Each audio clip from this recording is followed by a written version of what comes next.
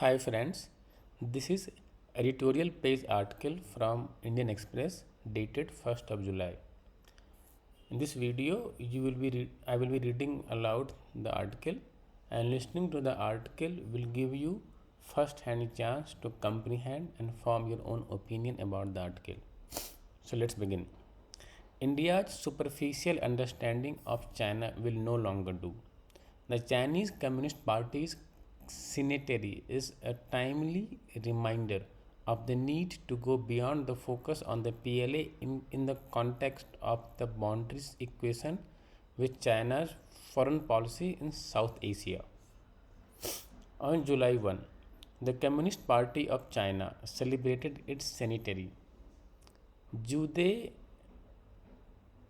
Blanchett and even as Medeiros write in their recent essay in the Washington Quarterly that this is happening at a time when the party commands more wealth, power, and global influence than at any point in its history. The role of one instrument, the People's Liberation Army (PLA), in establishing, consolidating, and expanding the party's power is widely researched and therefore well known. The role of the other, the United Front Work Development, is barely understood and thus underestimated. UFWD is United Front Work Development. In October 1939, when the Communist Party was still a group of rebels, Mao described the UFWD as one of the three jewels of magic weapons of communist movement, the other two being the party and PLA.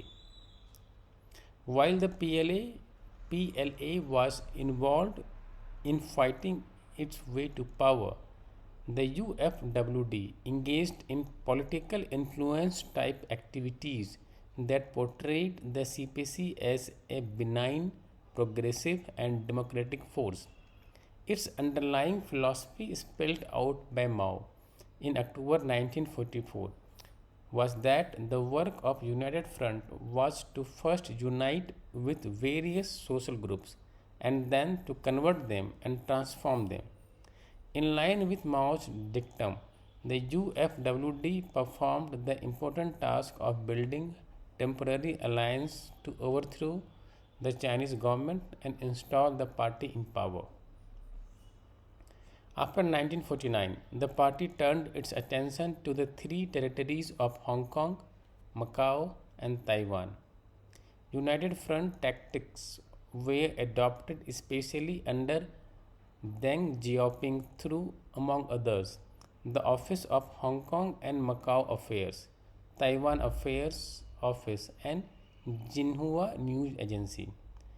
Elements within the ethnic Chinese populations in these territories who were sympathetic to the CPC were mobilized to harness support for the party's cause among the local population, especially after Deng opened negotiations with the British and Portuguese for the return of Hong Kong and Macau respectively. The idea was to build pressure from within on the colonial powers by creating pro unification public sentiment in order to erode the legitimacy of foreign rule. The UFWD invited scores of opinion makers to China, gave them privileged meetings with the leadership, helped, helped their business, and in return asked them to act as influencers in the local population. The peaceful return of Hong Kong and Macau in 1997 and 1999 owes as much to the UFWD's work as it does to the skillful negotiations. As China's global influence grows in tandem with its economy, the UFWD is now being pressed into the service of party's external operations. People in India might think that this is limited to countries with significant overseas Chinese population. Yet there is sufficient reason to believe that the surge of outreach efforts that are orchestrated by the UFWD are in fact influence operations to promote the CPC's political goals, even in countries that do not have significant number of ethnically Chinese citizens.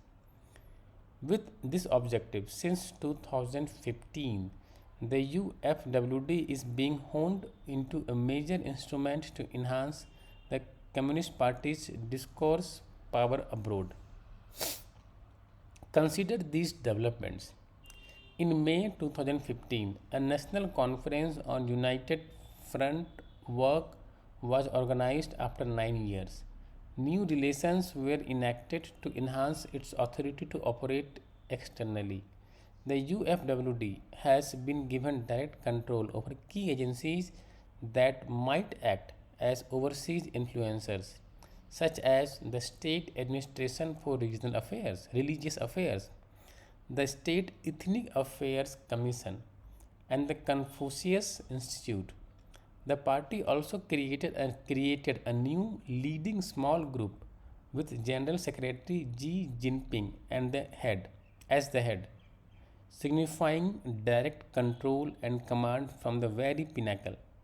The party's leadership last month held a special study session for the Politburo to underscore the significance the party attaches to the proper narration of the China story abroad in ways that strengthen the CPC's discourse power and shape international public opinion in its favor.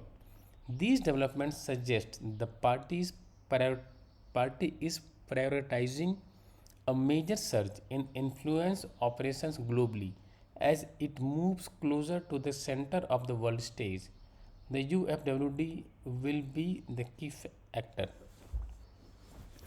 Be- Beyond the general Beyond the general effort to foster a benign and positive image in international public opinion through feel good stories, the UFWD is bent on creating a common cultural narrative in Eurasia.